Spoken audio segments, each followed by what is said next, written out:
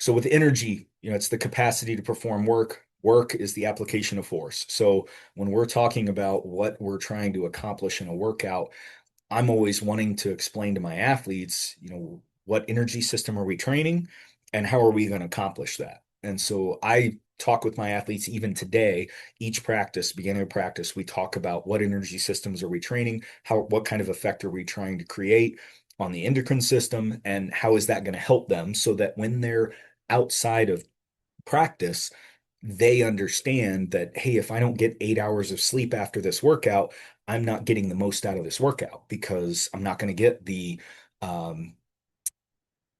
HGH that our body naturally produces because I'm not going to get my 8 hours of sleep and those kind of things. So we'll talk through a little bit more here. You know, Muscles use, I'm going to pronounce it wrong, but adenosine triphosphate, ATP. That's everybody can say ATP, so that's the term I'm going to use. Um, ATP is stored in the muscle cells. It's 1 part adenosine and 3 parts phosphate. Again, this is kind of like a little chemistry thing, kind of goes over my head a little bit, but I want to make sure that I put it out there so that everybody understands that there's more to this than just running fast and turning left on a track. Um, Adenosine diphosphate is ADP, and that's 1 part adenosine and 2 parts phosphate. So to create energy, ATP is stored in the muscles, and then our body breaks it down into ADP plus a phosphate. To keep a steady supply of ATP, the body forces that ADP to attach itself to another phosphate molecule to produce ATP. The energy is required for muscle contraction. So every time you try to move a muscle, your body is using that energy and ADP and ATP to get to that point. Um, Energy is released into the body by converting that ATP into the ADP plus phosphate. When this occurs, energy is released, movement happens. So if you don't have ATP in your muscles, it's not going to work. This is where things like muscle cramping and things like that can come up, or yeah, so or just a lack of fluids, but that's part of that.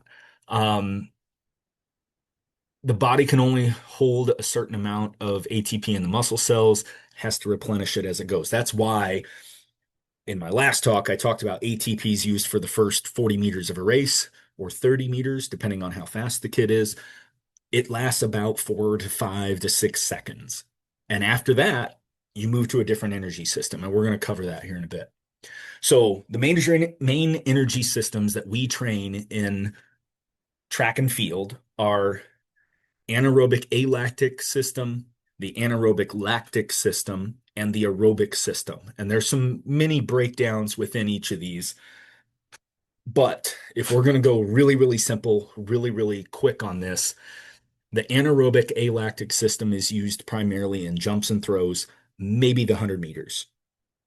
Anaerobic lactic system is going to be used for 4x1s, 200s, 400s, um, anything in those ranges, 400 hurdles, even 110 hurdles and 100-meter hurdles.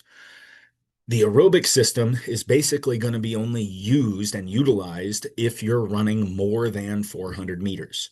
So I don't do a lot of aerobic work because I coach sprinters, 400 meters and less. The only race that could potentially go 70 seconds is a women's 400 hurdle. If they're running 70 seconds, at this point of where I am at Grand Valley, they're probably not going to be on our team very long if they're only running 70 seconds.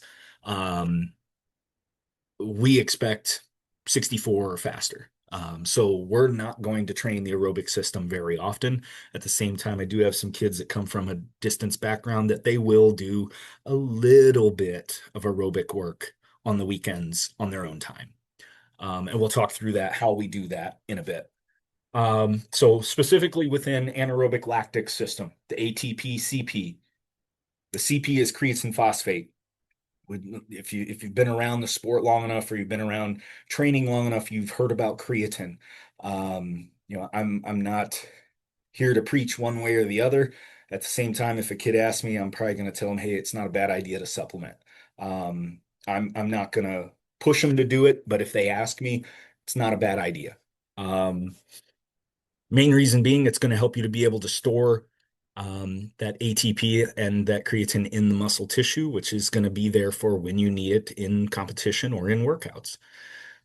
So with the anaerobic alactic system, again, it lasts 0 to 10 seconds, does not require oxygen to work. You can hold your breath and use your anaerobic alactic system and be able to compete, do the full movement, do whatever you need to do. Now, it's going to hurt afterwards because you're going to start moving into needing oxygen, but you could, in theory, run an entire 100-meter dash with your with no taking no breath and be okay. You're going to survive. It's not going to necessarily be very effective. And same goes with throws and with jumps. It's not going to be effective, but you could do it. Do not recommend. Um, as we move into the anaerobic lactic system, that's up to about 40 seconds. That's when you start to need oxygen. So that's why 100-meter, 200-meter sprinters, 110 hurdlers, 100-meter hurdlers, they can run their race and they're okay to run in another 20, 30 minutes. They could probably run another race. Maybe not the exact same intensity, but they could run again. When you get to your 400-meter runners and they run a race, all of a sudden they start getting into that oxygen debt and their butt hurts and their body hurts at that 40-second mark. And that's why when you come through the last 100 meters of a 400-meter race, depending how fast you are, it could be less than that. That's why it hurts. That's why I tell kids, like, whether you run 60 seconds or you run 50 seconds in a 400, it's going to hurt regardless. So you might as well go out hard and make it hurt for less time. And we'll talk about that in a bit. So again, with the anaerobic lactic system, you're still using ATP and CP, but you're also adding in glycogen, which is stored in the muscles and in the liver as the form of sugar or glucose. Typically, you're going to use the glycogen that's in the muscle stores, and your body will use from the liver, but that's more for survival, not so much for muscle and athletic performance. Again, doesn't require oxygen for these reactions to occur, but as you move further and further into a race, past that 40-second mark, then you're going to start having issues. And then lactic acid is a byproduct. So that's why after you run a 400, you feel that lactic, whereas you might not feel it as much in a 200 or a 100. You might still feel it a little bit, but it's not nearly as severe. So this needing oxygen after 40 seconds, this is why if you have an athlete who is a 300-meter hurdler at the high school level, when they make that transition to college and they have to run the 400 hurdles, they might not be very good at the 400 hurdles because they've never trained past that 40-second mark. And so they're not used to using that system. And so they're fine up to 40 seconds. And for a guy, when they get to that 40 seconds, if they're good, they're probably finishing the race already. But as they get into college, all of a sudden that extra 100 meters becomes like a mile to them. So one of the things I do in my recruiting is if I've got a 300-meter hurdle kid, I'm going to tell them I need to see a good 400-meter time out of them. Otherwise, I'm not interested. And that's because I want to know that they have the ability to make that move up to the 400 and not be a 300-meter specialist. With the aerobic system, that's where 70 seconds, it takes about 70 seconds for it to start working. That's where your 800-meter runners and up, that's what they're going to be using. Primarily used in events that last longer than 2 minutes. Again, 800 meters and up. Uses glycogen, fats, proteins, depending on how long they're running. Obviously, when you start getting into fat burning, that's more of outside of track. That's more like marathon, half marathon training, and so on like that.